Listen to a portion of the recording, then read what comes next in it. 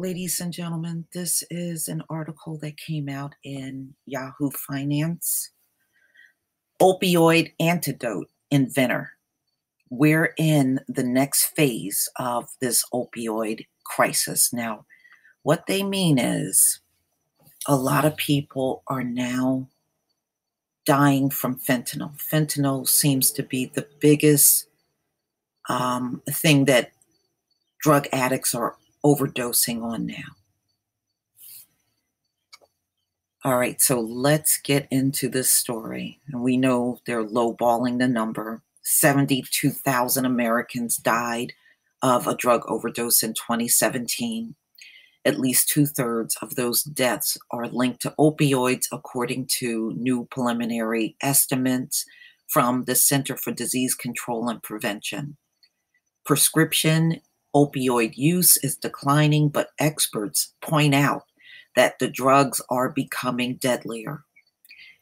It's one of the factors that most likely explains the bulk of the increased number of overdoses last year, according to Dr. Rogers Crystal, CEO of Opioid Pharmaceuticals and inventor of Narcan, a life-saving antidote to opioid overdoses.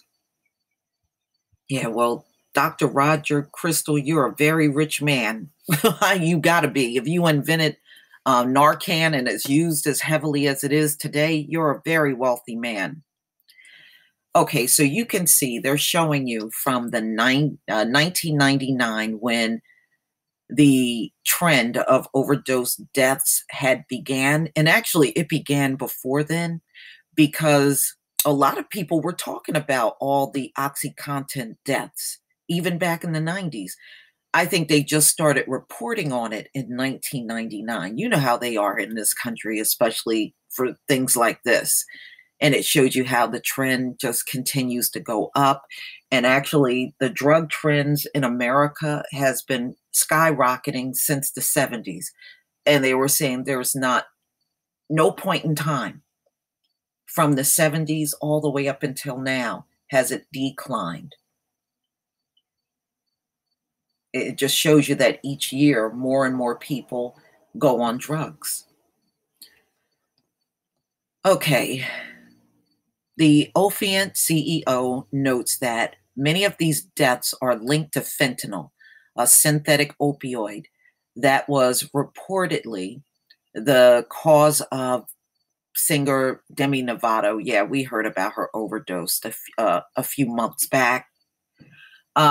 We think this long-acting opioid treatment was particular advances, Crystal told Yahoo Finance, as we are now in the next phase of this opioid plague, where the majority of deaths arise from fentanyl. And that is absolutely true. And fentanyl is mixed in literally everything. It's mixed in with marijuana, cocaine, heroin, opioids. It's mixed in with everything now.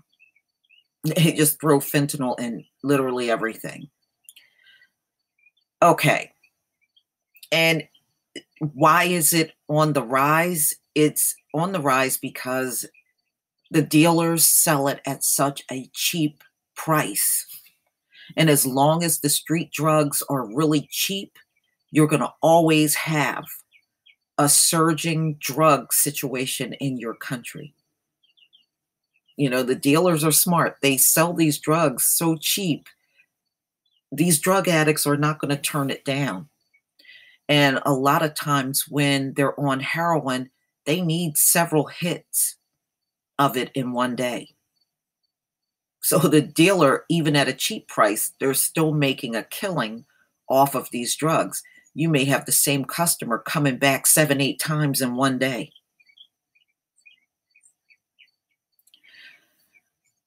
Okay, opioids are often used to treat acute pain and as anesthesia during surgery, but they can be easily abused. Some people who abuse prescription opioids often move on to deadlier opioids like heroin and illegally produce fentanyl. survey data shows that 2.4 million people in the US abuse opioids, according to a November 2017 paper from the White House. Ladies and gentlemen, 25.9% of people in America, 25.9 million people in America abuse opioids. They're not telling you the truth. It's way higher than 2.4 million. And it's the reason why they can't get this drug plague under control. They're trying real hard to get it under control and they can't do it. I mean, just look at this chart. They start documenting these deaths in 1999. It happened before 1999. This is just when they made record of it. And we are now in 2018. Even the crack epidemic did not last this long.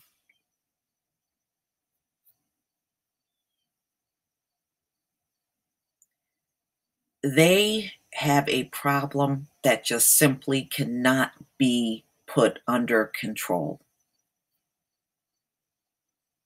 If they jail these people, then white people would be the most mass incarcerated people in America. And you know they're not about to let that happen. They'll let them stay free and be a public nuisance before they round them up and mass incarcerate them. But mass incarceration is what actually broke the crack cocaine epidemic that was going on in the Black community. That's what broke it.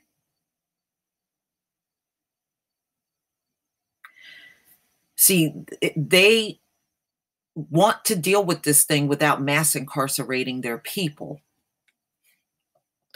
But as of now, they have not found one solution that has broke this drug plague that's happening. Not one solution. It doesn't matter how much money they keep divvying out for this thing. It is not making any difference in the number of people that are getting high. No, it ain't no 2.4. They're lowballing that too.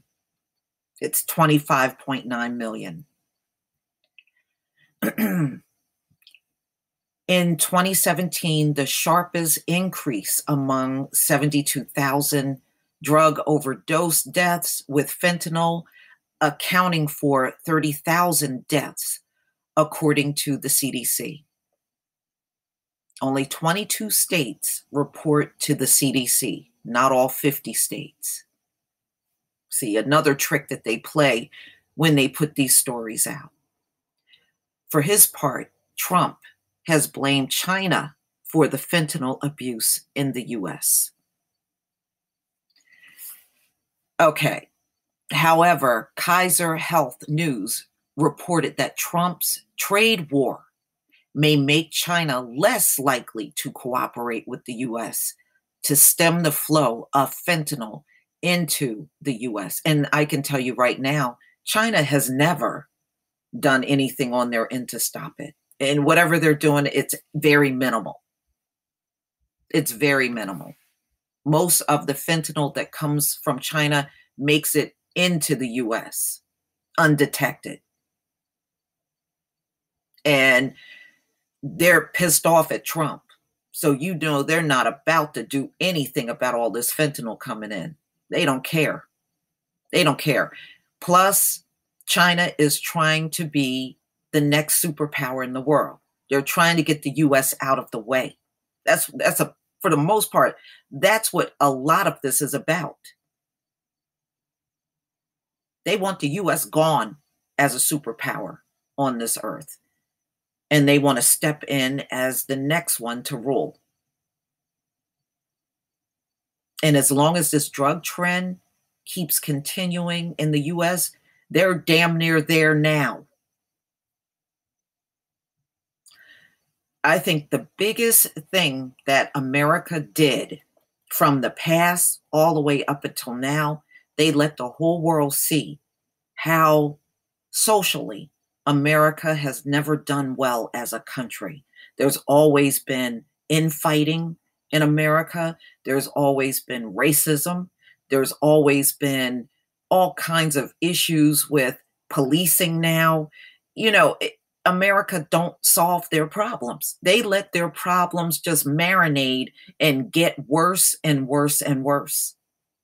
They don't want to deal with nothing. And see, ladies and gentlemen, you can even take this all the way back to Jim Crow. Back then, America was trying to become a superpower in the world. They knew they couldn't be a superpower and practice Jim Crow here in America. So they didn't drop Jim Crow because they felt bad for us. They dropped it because economically they had a goal to become a superpower.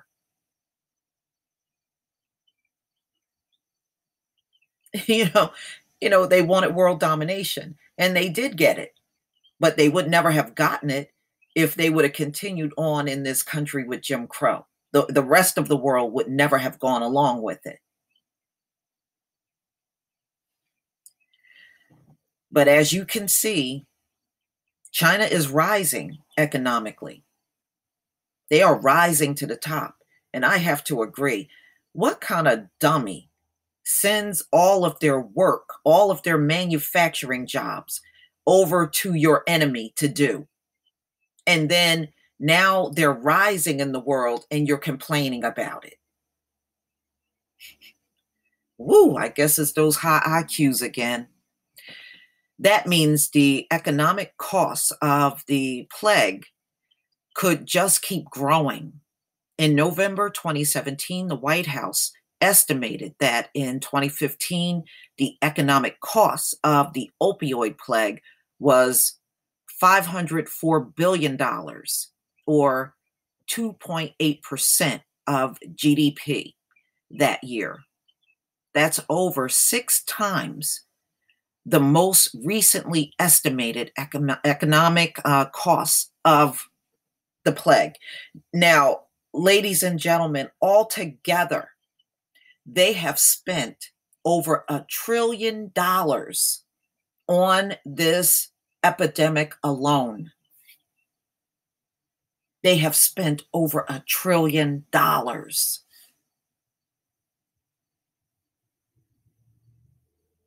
And it has not made any difference. I could see if you spent $1 trillion and maybe half of the people are no longer doing drugs. They've spent $1 trillion, and this thing is growing consistently every single year. It has not decreased at all. But please tell me what you think, ladies and gentlemen. Please leave your comment and subscribe. Don't forget to hit on the notification bell, and I'll see you on the next video. Peace, family.